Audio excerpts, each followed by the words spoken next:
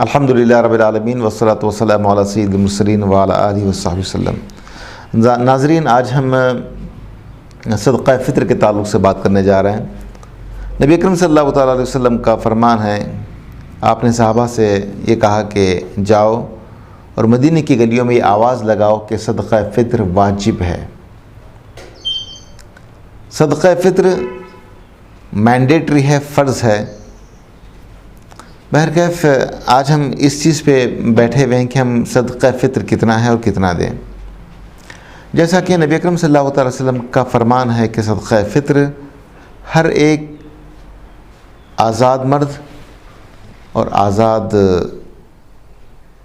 عورت پر صدقہ فطر واجب ہے، چاہے وہ غلام ہو، چاہے وہ آزاد ہو، عورت ہو یا مرد ہو، بچہ ہو یا بوڑھا ہو، تمام کے تمام لوگوں پر صدقہ فطر واجب ہے۔ یہاں تک کہ اگر اس دن کوئی بچہ بھی پیدا ہو گیا ہے تو اس کی جان سے بھی صدقہ فطر دینا واجب ہے۔ اب یہ بات سمجھنا ہے کہ ہمارے کو صدقہ فطر ہوتا کیا ہے۔ دراصل آقا علیہ السلام کا فرمان ہے کہ صدقہ فطر اس لیے ادا کیا جاتا ہے اسپیشلی رمضان میں کہ ہمارے روزوں میں جو لغویات ہوئے ہوتے ہیں تو ان لغویات کا کفارہ ہے صدقہ فطر۔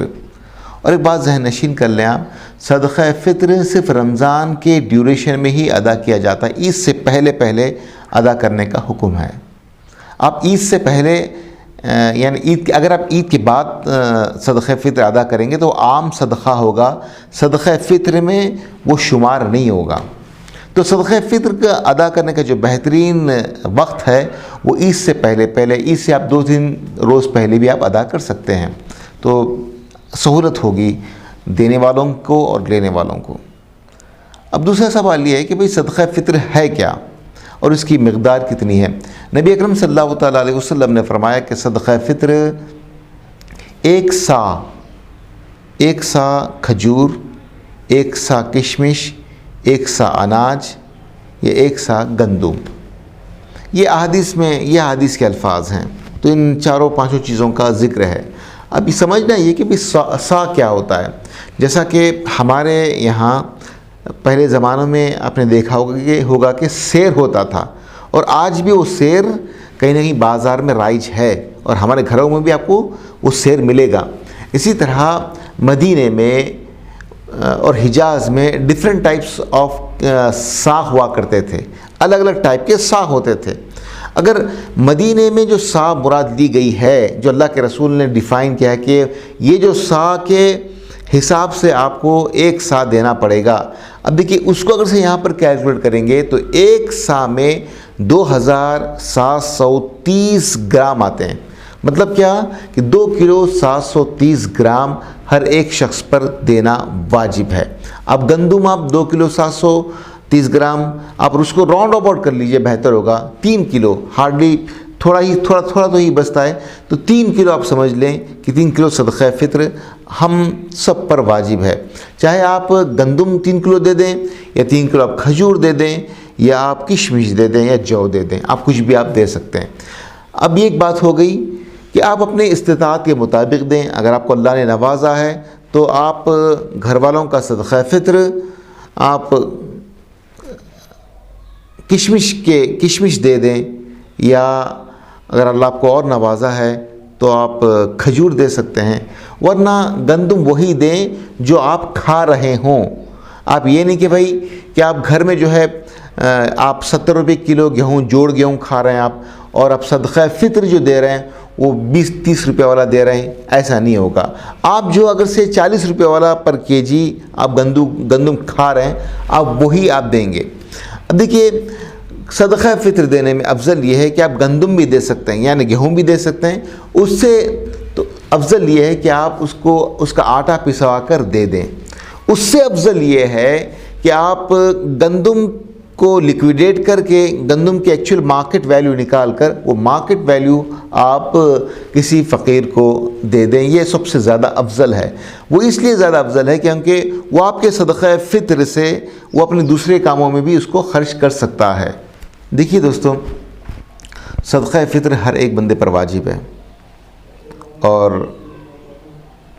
صدقہ فطر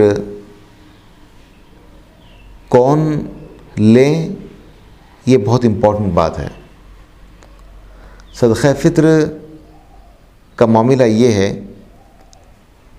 کہ اگر کوئی آپ کا قریبی رشتہ دار ہے، سب سے پہلا حقدار صدقہ فطر کو لینے کا یا زکوٰۃ کو لینے کا آپ کا قریبی رشتہ دار ہوگا۔ نارملی کیا ہوتا ہے کہ ہم نے ایک ٹرینڈ بنا لیا ہے کہ صدقہ فطر ہو یا زکوٰۃ ہو ہم پوری کی پوری کسی سنستھا کو دیں گے، نہیں، سب سے پہلا جو حق بنتا ہے وہ آپ کے قریبی رشتہ داروں کا، یاد رکھو۔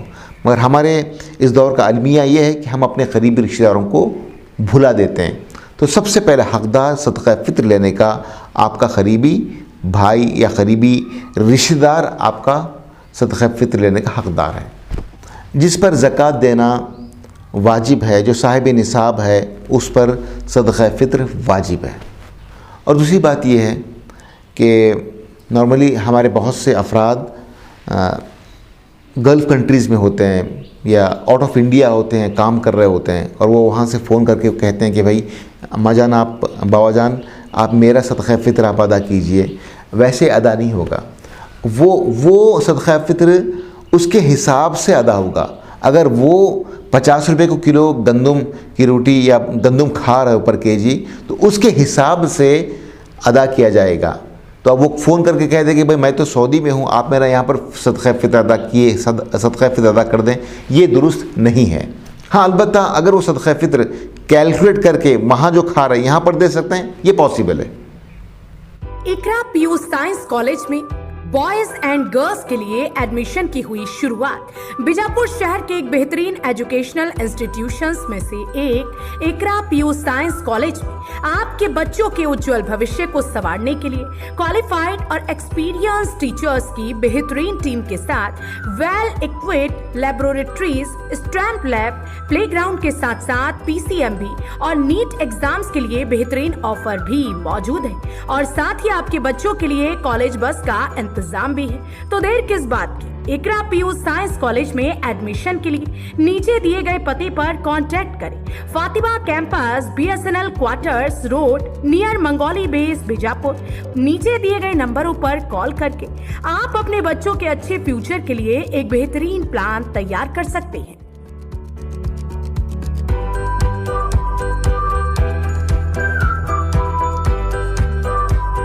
جڑے رہیے گا آپ کے اپنے چینل بیجاپور سمے کے ساتھ۔